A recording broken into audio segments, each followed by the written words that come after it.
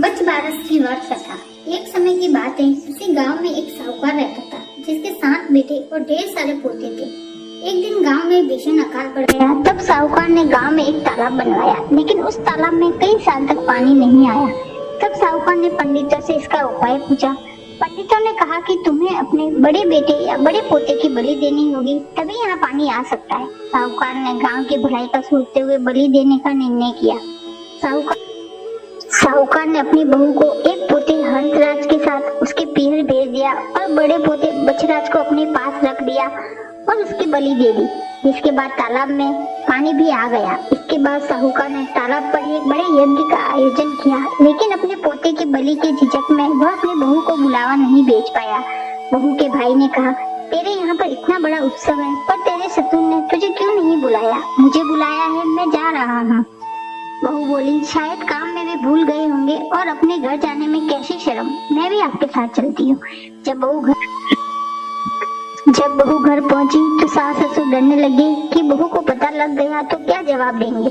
फिर भी सास हिम्मत करके बोली, बहू चलो बच बारस की पूजा करने तालाब पर चलते हैं। दोनों जाकर पूजा करने लगी।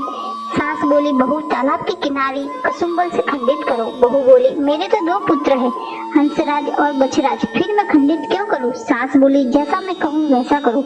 बहू ने अपनी सास की बात मानते हुए किनार खंडित की और कहा, आओ मेरे हंसराज बछराज लड्डू उठाओ। उसकी सास मन में भगवान से प्रार्थना करने लगी कि हे बच बारस माता, मेरी राज रखना। कुछ देर बाद तालाब की मिट्टी में लिपटा हुआ बछराज व हंसराज दोनों दौड़ते हुए आए। बहू पूछने लगी, सासू माँ ये सब क्या है? तब सास ने बहू को सारी बात बता दी और कहा, भगवान ने मेरा सत रखा, आज भगवान की कृपा से सब कुछ सही हो गया। हे बच बारस माता, जैसे सास का सत रखा वैसे ही आपका व्रत करने वाले सभी का सत रखना। बच बारस की दूसरी कथा। कथा के अनुसार जब भगवान कृष्ण थोड़े बड़े हुए तो उनके मन में गाय चराने की इच्छा जागृत हुई।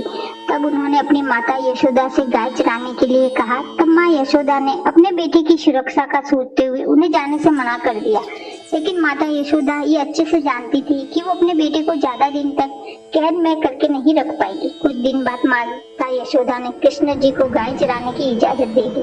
कहते उस दिन भाद्रपद कृष्ण पक्ष की द्वादशी तिथि थी। यशोदा माता ने अपने लाडले को वन में भेजने से पहले उनकी पसंद के ढेर सारे पकवान बनाए। साथ ही नंद गांव की अन्य महिलाएं भी उस दिन कान्हा के लिए बहुत से उपहार और तरह तरह के पकवान तैयार करके लाई।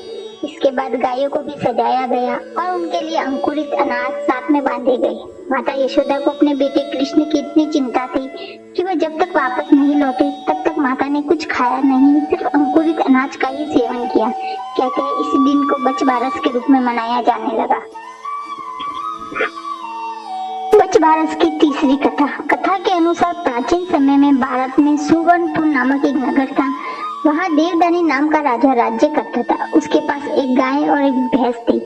राजा की 2 रानियां थी, एक का नाम सीता और दूसरा का नाम गीता था। सीता को भैंस से बड़ा लगाव था, वह उससे बहुत नम्र व्यवहार करती थी और उससे अपनी सखी के समान प्यार करती थी। राजा की दूसरी रानी गीता गाय से सखी सहेली के समान और बछड़े से पुत्र के समान प्यार और व्यवहार करती थी। यह देखकर भैंस ने एक दिन रानी सीता से कहा, गाय बछड़ा होने पर गीता रानी मुझसे ईर्ष्या करती है। इस पर सीता ने कहा, यदि ऐसी बात है तब मैं सब ठीक कर लूंगी। सीता ने उसी दिन गाय के बछड़े को काटकर गेहूं की राशि में दबा दिया। इस घटना के बारे में किसी को कुछ भी पता नहीं चलता, किंतु जब राजा भोजन करने बैठा तभी मांस और रक्त की वर्षा होने लगी। महल में चारों ओर रक्त तथा मांस दिखाई देने लगा।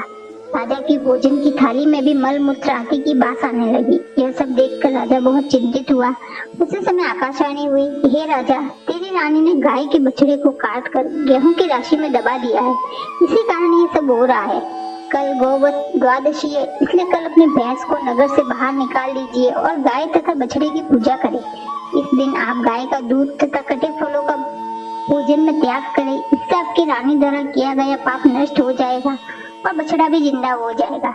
अतः तभी से गोवत द्वादशी के दिन गाय और बछड़े की पूजा की जाती है तथा गाय और बछड़े की सेवा की जाती है। दोस्तों आज का वीडियो अच्छा लगे तो इसे लाइक करें और चैनल को सब्सक्राइब करें।